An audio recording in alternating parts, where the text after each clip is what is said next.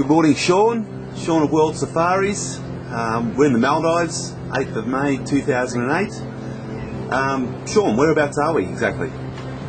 We are currently in Tar Atoll on the southwest of the Maldives. Tar is basically it's one of our new frontiers that we're investigating. Not too many surfers have been down here before, so that was the nature of the trip we're on now, to investigate it. And we've just been surfing a really nice little right-hander that on its day could be, potentially world class. It's just a very user-friendly wave, but it's all about discovery. So here we are in a pretty remote location, absolutely no tourists around. And just us on a boat with 6 guys and a Maldivian crew, and happy days. What boat are we on, Shaun, and how big is it? We're on the Handu. The Handu's 90 feet, specifically built for surf charters. It's been operating for about 4 years now, and World Surfaris are its exclusive agent, and very comfortable vessel for these sort of journeys.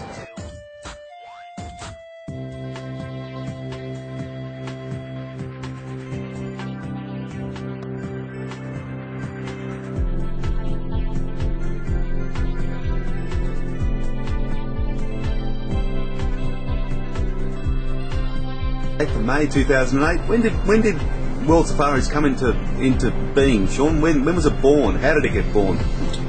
I guess it came as part of a lifestyle change. I was living and working in Sydney for many years in the travel industry since 1985.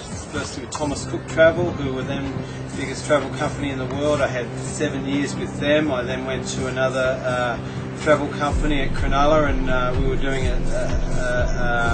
some surf tourism there. And my wife was a flight attendant with Qantas. We were living in Sydney, and it was the rat race, and we decided to move to Queensland, move north and do the sea change. And basically I had a friend who had a boat in the Maldives, who was the first actual liveaboard boat charter operator in the Maldives. He was using a boat called the Vindu, and in 1996, when I moved to the Sunshine Coast, I spoke to Lewis Perry, who was a gentleman with the boat, and asked him if he was interested in me running his tours. So we started marketing the Vindu. I basically put an 1/8 of a page ad in Tracks magazine, the old tabloid style Tracks. That was early 1997. And then I spoke to a guy. There was a little magazine on the Sunshine Coast called Wave Rider magazine, and a guy named, you may have heard of him, Shane Peel. He's quite a well-known photographer and journalist. And Peely was running Wave Rider, and I said, Peely, why don't we do a promo trip? And so he said, great idea. So we got Joel Parkinson at the age of 16 on his first ever overseas trip. Tom Whitaker also on the CT tour. Nick Wallace, who just won the World Grommet title, and a guy named Sam Porter from Australia. We got Rob Walsh, a photographer, and Brooke Sylvester, a filmmaker. And we flew over to the Maldives it was April 1997, and we made a film and captured a whole lot of images cruising around the North Mali Atoll and the Vindu. Then we came back, and Shane printed up a World Surfaris brochure as an insert into Wave Rider magazine. It's a bit of a contra deal for some images, and we distributed that I had, by then, with my Tracks ads, I was putting a coupon in the ads to get people to send me a coupon, send in the coupon to get their data details, and I then sent that brochure out to everyone, and that really kicked it off. Had the video edited, so we were able to send that out to prospective clients, and that really that took off, that kicked off. So that was the beginning.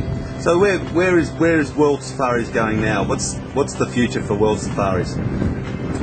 We're constantly trying to explore new frontiers. We like to consider ourselves at the forefront of surf exploration in the world. Recent example is a trip I took to Papua New Guinea, to the Admiralty Island groups in Papua New Guinea. Took a couple of young pro surfers and a photographer, and we were the first surfers ever to go to this region. We discovered a right-hander that's now fairly well known, Twiggy's Right, and it gives me a buzz to try and stay one step ahead of everyone else. Obviously there's pioneers in the surf tourism industry, such as guys like Martin Daly and Paul King and those sort of guys. I also now like to consider myself up amongst them with constantly trying to get surfers away from the mainstream and escape their local surf anxiety and just get the hell out of here. That's our catchphrase.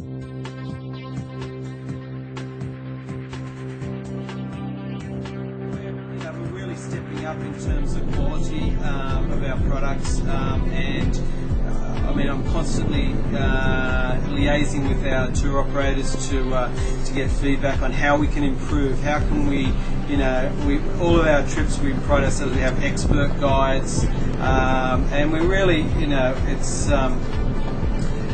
we're trying to maximise the surfers' time, but also now we're not just catering to surfers. We're catering to surfers and their families and their partners. They can go to a nice resort, say Hootaran Fushi Resort in the Maldives, where they can walk from their room up to the surf break. The ladies can go to the day spa. There's water activities. There's somewhere like Samoana Resort in Samoa, which is also ideal for families. We really like to think we've got something for everyone now and their budgets.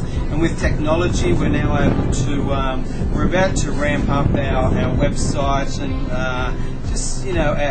our intelligence that we get from our suppliers. So you can go onto our website and at any time you'll see an up-to-date surf report with new images and a blog from the captain of the boat saying, we did this yesterday, we surfed here.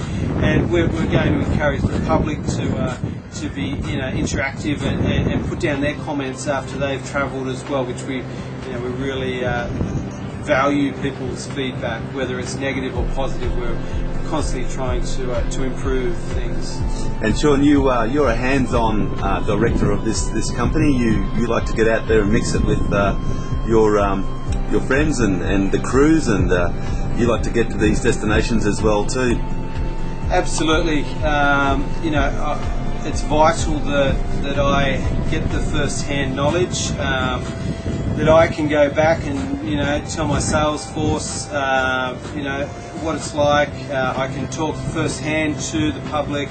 I can explain a wave. I can explain, you'll take off in deep water, you'll do a bottom turn, or set up a barrel section, it'll, drain off down the line, get off at the end section because it sucks dry, blah, blah. I like to be able to, get right in there. Being a passionate surfer and having surfed for, half my life or, more than that, what better way to do it than combine, my love for travel and the world and my expertise in the travel industry with surfing.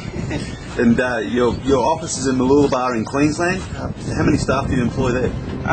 We employ about 10 full-time staff. We have 6 full-time travel consultants. Then we have marketing, admin staff, accounts, so forth. I also have 2 external consultants who purely handle web-based inquiries. It's growing. It's growing gradually. I don't like to, I'm not a massive risk taker, so I don't like to grow too fast. It's been a gradual growth over the last 10 years of, probably 20% per year growth, and it's looking like it will continue that way.